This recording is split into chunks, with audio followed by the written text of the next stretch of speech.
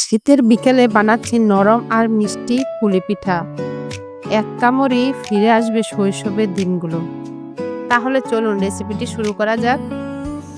এখানে আমি নারকেল কুড়ানো গুড় দিয়ে দিলাম, নারকেল কুড়ানোর সাথে দিয়ে একটি পিঠার পুর বানিয়ে নেব। এর মধ্যে আমি 2টি এলাচও দিয়ে দিয়েছিলাম।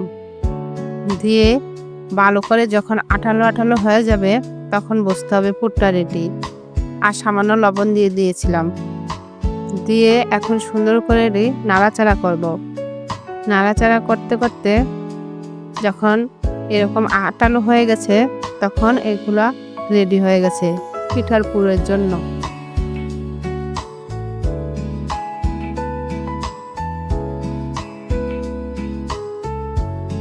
অন্যদিকে আমি একটি পাত্রে পানি দিয়ে দিয়েছিলাম আর এখন স্বাদ অনুযায়ী লবণ দিয়ে দিলাম। দিয়ে লবণটা একটু যখন গলে যাবে তখন আমি এর মধ্যে চালের গুঁড়া দিয়ে দিয়েছি, আতপ চালের গুঁড়া দিয়ে আমি এটা ঢাকনি দিয়ে ঢেকে দেব সিদ্ধ হওয়ার জন্য। এখন নেড়ে চেড়ে আমি একটি পিঠার ডো বানিয়ে নিয়ে নিব। যে সিদ্ধ হয়ে গেছে আর পিঠার ডো এখন রেডি। এখন আমি রুটির আকারে বেলে নেব। এটার পুরুত্বটা দেখিয়ে দিলাম। আর এখানে আমি একটি সুন্দর সাজ নিয়েছি। এর মধ্যে পুলি পিঠার জন্য আমি পুরটা দিয়ে দিলাম। আর এখন বেশি করে একটু পুর দিয়ে এখন 2 সাইড দিয়ে আমি চাপ দিয়ে দিব। দিলেই একটা পিঠা রেডি হয়ে গেল। আপনারা ইচ্ছা করলে এটা হাতেও অন্যভাবেও তৈরি করা যায়। আমি এখানে শর্টকাটে একটা সাজ দিয়ে বানিয়ে নিলাম।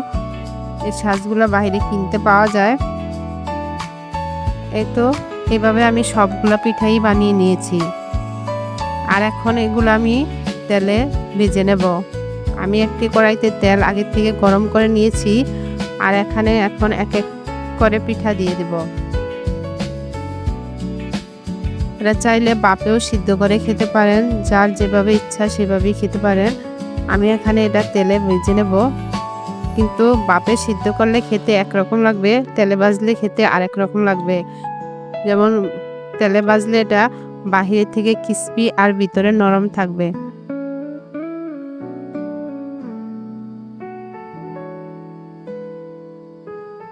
সুন্দর করে লাল লাল করে ভেজে আমি নামিয়ে নিলাম।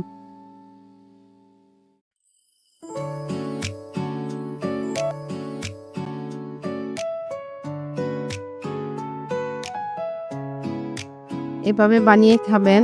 আর রেসিপি আপনাদের সাথে তো শেয়ারই করে দিলাম। এটা খেতে যেমন সুস্বাদু, দেখতেও তেমনই সুন্দর। একসাথে করে নাড়িয়ে দেখিয়ে দিচ্ছি কি রকম বাইরে থেকে অনেক ক্রিস্পি হয়েছে আর ভিতরে এই যে পুরটাও দেখে দিলাম। আমার ভিডিও যদি ভালো লেগে থাকে লাইক, কমেন্ট, শেয়ার করতে ভুলবেন না।